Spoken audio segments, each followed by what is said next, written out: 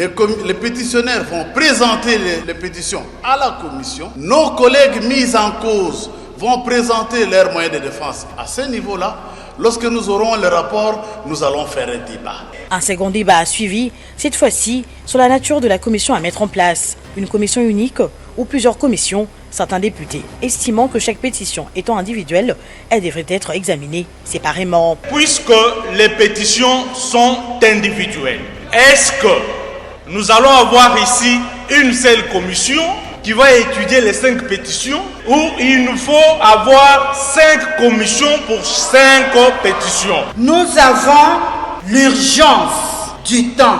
Est-ce que pour une commission spéciale et temporaire qui doit recevoir 5 pétitions, les examiner, engager même le caractère contradictoire, élaborer les rapports et venir présenter en plénière. Voilà pourquoi, honorable président, moi je propose que chaque membre puisse requérir une commission. Entre ces confrontations, quelques élus ont rappelé que la situation sécuritaire à l'est du pays devrait primer sur toute autre préoccupation, estimant que la recherche de la paix méritait plus d'attention que la déchéance de certains membres du bureau. Je viens du front et le peuple se pose la question si nous sommes dans une république démocratique du Congo normal où une ou plusieurs parties de ces grandes villes sont occupées. Et quand ce peuple nous regarde, il pense qu'on a en face de lui des inconscients. Il y a une urgence. L'urgence, c'est quoi? L'urgence, c'est la paix pour la République démocratique du Congo. L'urgence, honorable président, c'est la cessation d'hostilité à l'Est, honorable président. L'urgence, c'est le dialogue que les Congolais sont en train de chercher, honorable président. Les pétitions que nous sommes en train d'analyser aujourd'hui, honorable président, ne constituent qu'une distraction, honorable président. Après débat et délibération et sur base de l'article 31, alinéa 6 du règlement intérieur, l'Assemblée nationale a décidé de confier l'ensemble des pétitions à une seule commission spéciale et temporaire. Cette commission aura pour mission d'auditionner toutes les parties concernées et de présenter son rapport à l'Assemblée plénière dans un délai de 72 heures. Les questions liées à la recevabilité des pétitions, aux revendications des pétitionnaires ainsi qu'aux moyens de défense des membres du bureau seront donc examinées exclusivement en commission.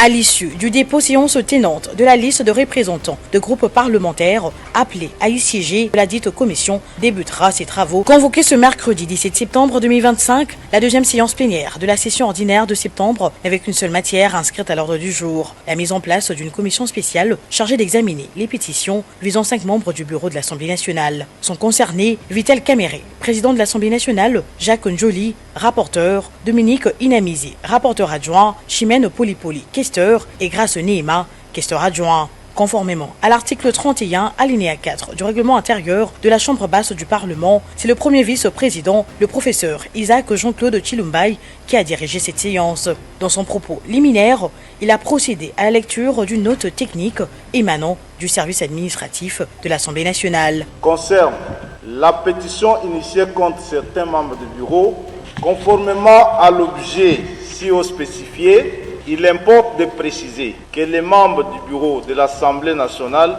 sont élus individuellement pour la durée de la législature. En conséquence, chacun est comptable de ses actes au regard de ses attributions, lui reconnues par les dispositions du règlement intérieur de l'Assemblée nationale. L'ordre du jour ayant été requalifié en examen de pétition, un premier débat a surgi sur la procédure à adopter. Lire les pétitions en plénière comme le veut la tradition parlementaire ou les envoyer directement en commission pour traitement. Le moment est grave et difficile. Je pense que je voulais vous proposer la voie de la sagesse. Mettre en place la commission spéciale. Elle n'est pas respectée. Et nous voulons que la Bible soit respectée dans cet hémicycle. Et nous voulons faire respirer la démocratie. Ok? On va ça. Le peuple va retenir ceci. Aujourd'hui, la plénière d'aujourd'hui était consacrée à l'analyse, adoption des pétitions, avec comme sous-point constitution de la commission spéciale et temporaire qui doit examiner les pétitions. Nous sommes très contents de la manière dont le premier vice-président qui a été considéré comme le des séances par la manière de présider la plénière. Nous entendons de cette commission qui vient d'être constituée aujourd'hui de travailler en toute légalité, sans influence politique, sans influence dictatoriale d'un président qui est déchu, qui est en cours d'être déchu. Ce que nous demandons à la commission, c'est travailler en toute neutralité, travailler en toute, réunir toutes les conditions pour que Vital Kamerhe, notre cher collègue, soit destitué. Ce que nous demandons, qu'il ne puisse pas, comme il est habitué à utiliser de mauvaises voies pour s'échapper. Nous demandons aux députés qui vont constituer cette commission-là d'être logiques et d'être loyaux.